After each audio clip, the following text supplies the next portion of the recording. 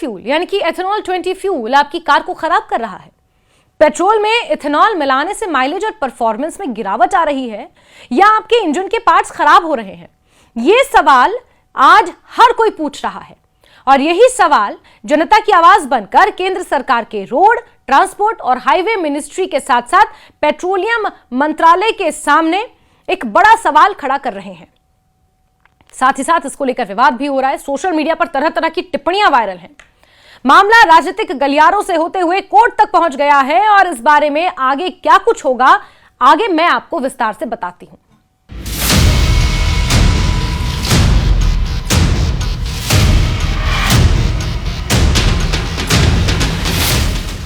भारत में E20 यानी कि इथेनॉल ब्लेंडेड पेट्रोल को लेकर पिछले कुछ महीनों में बहस तेज हो गई है और यह मुद्दा अब सिर्फ तकनीकी चर्चा तक सीमित नहीं रह गया, बल्कि आम उपभोक्ताओं, ऑटोमोबाइल उद्योग, नीति निर्माताओं और राजनीतिक दलों के बीच एक बड़ा सार्वजनिक विवाद बन चुका है। एक तरफ सरकार इस नीति को ऊर्जा सुरक्षा, आयात निर्भरता कम करने और किसानों की आय बढ़ाने के लिए महत्वपूर्ण कदम बता रही है, वहीं दूसरी तरफ कई वाहन मालिक इसके व्यावहारिक असर को लेकर चिंता जाहिर कर रहे हैं। खासकर माइलेज में कमी, इंजन पर असर और पुरानी गाड़ियों की अनुकूलता को लेकर लोगों के बीच असंतोष बढ़ता जा रहा है। आम जनता के बीच भी ये चर्चा तेज है और लोगों की सबसे बड़ी शिकायत यह है कि E20 पेट्रोल के इस्तेमाल के बाद उनकी गाड़ियों का माइलेज पहले की तुलना में कम हो गया है। कई उपभोक्ता दावा कर रहे हैं कि माइलेज में लगभग 10 से 30% तक की गिरावट देखी गई है, जिससे उनका मासिक ईंधन खर्च भी बढ़ गया है। इसके साथ ही कुछ वाहन मालिकों का कहना है कि जिन गाड़ियों को E20 कंपैटिबिलिटी के लिए डिजाइन नहीं किया गया था, उनमें फ्यूल सिस्टम से जुड़ी समस्याएं भी सामने आ रही हैं। इनमें फ्यूल पंप पर असर, रबड़ पाइपों के जल्दी खराब होने और कुछ मामलों में जंग जैसी समस्याओं की शिकायतें शामिल हैं। हालांकि इन दावों को लेकर तकनीकी विशेषज्ञों और सरकार के बीच मतभेद देखने को मिल रहा है। सरकारी पक्ष लगातार ये कह रहा है कि E20 फ्यूल पूरी तरह सुरक्षित और इससे वाहनों को कोई दीर्घकालिक नुकसान नहीं होता। पेट्रोलियम मंत्रालय और संबंधित एजेंसियों का कहना है कि ये ईंधन वैज्ञानिक परीक्षणों के बाद ही लागू किया गया और इसके पीछे उद्देश्य देश की ऊर्जा जरूरतों को अधिक आत्मनिर्भर बनाना है, क्योंकि भारत अपनी जरूरत का 80 से 85% तेल आयात करता है।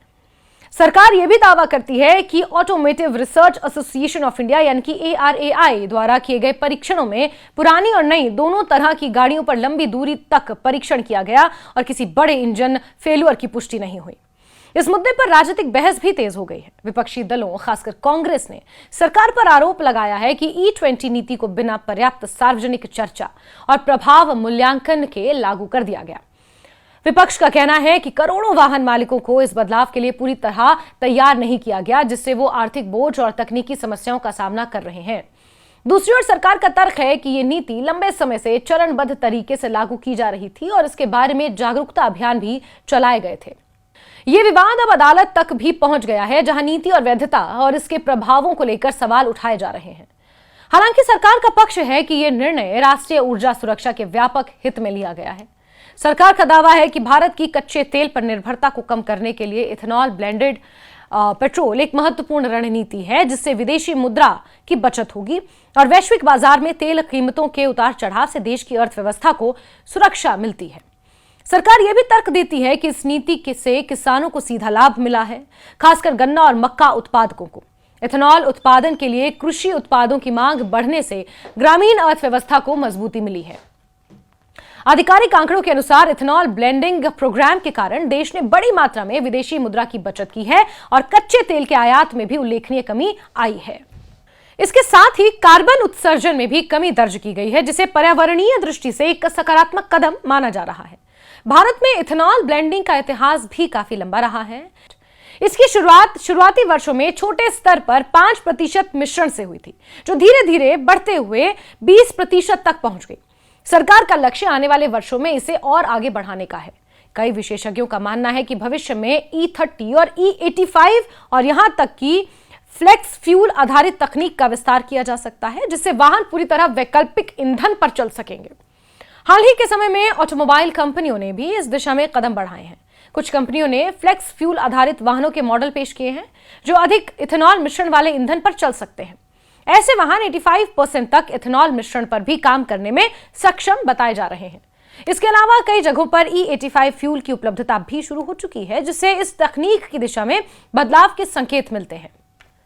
हालांकि आम उपभोक्ताओं के बीच अभी भी भ्रम की स्थिति बनी हुई है। सोशल मीडिया और स्थानीय रिपोर्टों में कई तरह के दावे सामने आ रहे हैं, जिनमें ईंधन की गुणवत्ता, मिश्रण स्तर और वाहनों का प्रभाव को लेकर अलग अलग बातें कही जा रही हैं।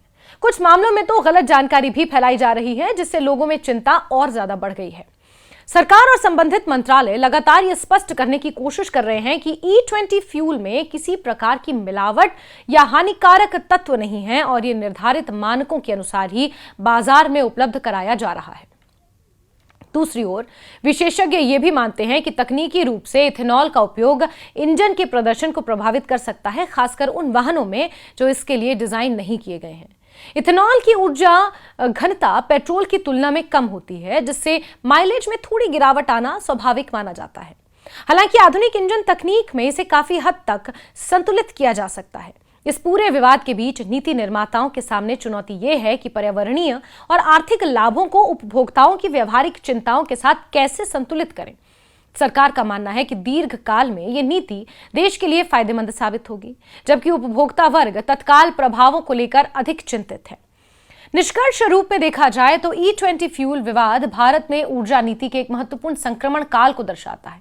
एक तरफ देश आत्मनिर्भर ऊर्जा व्यवस्था की ओर बढ़ रहा है, वहीं दूसरी तरफ इस बदलाव की लागत और प्रभावों को लेकर बहस जारी है। आने वाले समय में यह देखना महत्वपूर्ण है कि सरकार, ऑटोमोबाइल उद्योग और उपभोक्ता मिलकर इस बदलाव को कैसे संतुलित करते हैं और क्या यह नीति अपने दीर्घकालिक उद्देश्यों को सफलतापूर्वक हासिल कर पाती है या नहीं।